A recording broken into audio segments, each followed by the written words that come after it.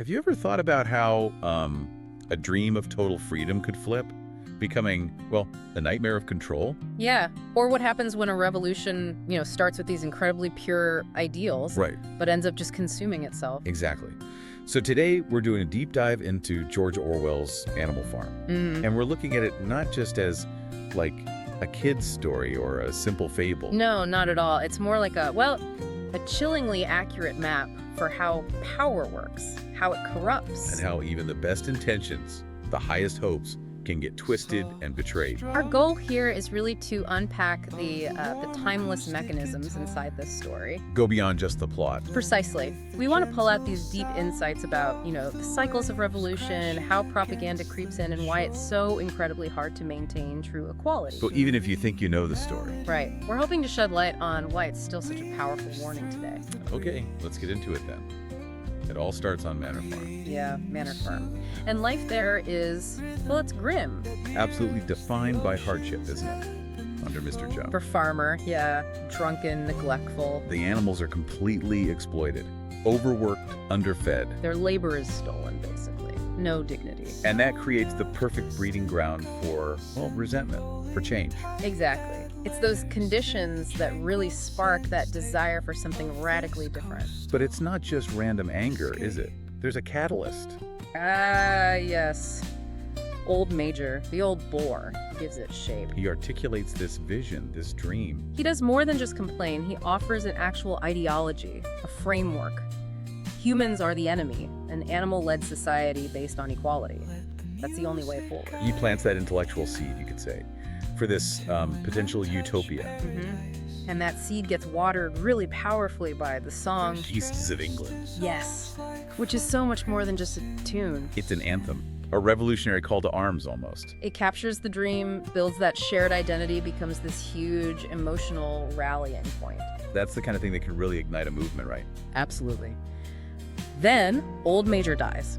But the dream doesn't die with him. No, it gets picked up immediately, really, by two key figures. Snowball and Napoleon. The pigs. Right. They become the architects of the actual rebellion. They take Old Major's ideas, maybe simplify them a bit into animalism. Make it actionable. Exactly. And they lead the charge. And incredibly, they succeed. They drive out Mr. Jones. A massive moment. They rename the farm Animal Farm. And they write down their core beliefs, the 7 Commandments. With that central principle, all animals are equal. What do you think was the most intoxicating thing for the animals in that first moment, that initial victory? Oh, it must have felt like pure freedom. Like anything was possible. They'd done the impossible, overthrown their master, a completely blank slate. Paradise, almost. For a moment, yes. But it's fascinating and maybe predictable how quickly that unity, that pure revolutionary feeling starts to fray. Yeah, it seems almost inevitable, that challenge. It's the classic problem, isn't it?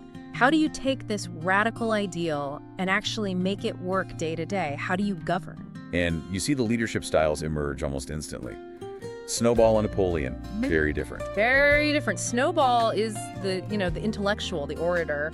He's pushing for projects like the windmill. A symbol of progress, modernization. Collective improvement, yeah.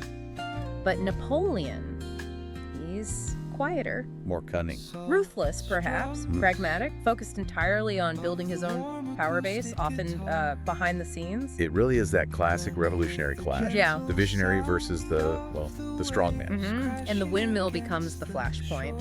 Snowball sees it as progress. But Napoleon turns it into a political weapon. Exactly. And then boom, Snowball's gone. Just like that. It's brutal. Yeah. Chased off the farm by those dogs. Napoleon's dogs, which he'd secretly raised, they become his enforcers, his secret police. No discussion, just brute force. That expulsion of Snowball, that's the moment, the real turning point. It's Orwell directly mirroring Trotsky and Stalin, right? Clearly. Snowball, the strategist, the idealist, is exiled. Napoleon takes sole control. No more debate. And it's not just about who's in charge anymore. It's the start of deliberately tearing down those original ideals. Absolutely. The dogs are the symbol of that raw power that enforces the leader's will, no questions asked. And from then on, You just watch as every single principle they fought for gets chipped away. Systematically eroded. The commandments literally start changing on the barn wall. And the pigs, Yeah. the new ruling class, Yeah. they start acting exactly like the humans they overthrew. Walking on two legs, sleeping in beds, wearing clothes, drinking alcohol. Things they explicitly outlawed. How does this even happen? How did the other animals not see it or stop it? Ah, well, that's where Squealer comes in. Napoleon's mouthpiece. A propagandist. And he is brilliant at it. He's not just telling lies, he's reshaping reality itself. Gaslighting them, basically. Constantly twisting language, playing on their fears, making them doubt their own memories. Surely you don't remember that, comrades. And exploiting their exhaustion, too, right? They're working so hard. Exactly. And the ultimate trump card is always fear. That constant question, you don't want Jones back, do you? It's such a manipulative tactic. It shuts down dissent instantly. It presents this false choice. Our rule, which you might not fully like, or the terror of the past.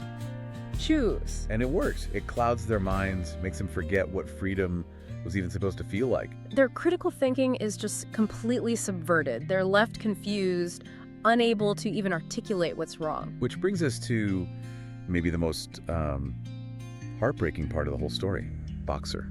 Ah, Boxer. The loyal horse. And motto, I will work harder. He believes so completely. He represents that exploited working class, doesn't he? Gives everything, trusts the leadership implicitly. Only to be discarded. Utterly. Sold off to the knacker, the glue boiler, when he collapses from overwork and is no longer useful. For money, for the pigs to buy whiskey. It's the ultimate betrayal. It shows the new rulers are just as exploitative, maybe even more cynical than Jones ever was. Any last shred of belief that this revolution was for them just vanishes with Boxer's cart driving away. It's a devastating moment. It shows the complete failure of the revolution's promise. And then years pass. The farm is, quote-unquote, prosperous, but only for the pigs. And we get that final chilling image. Yeah, the other animals, older now, peer into the farmhouse window. And what do they see?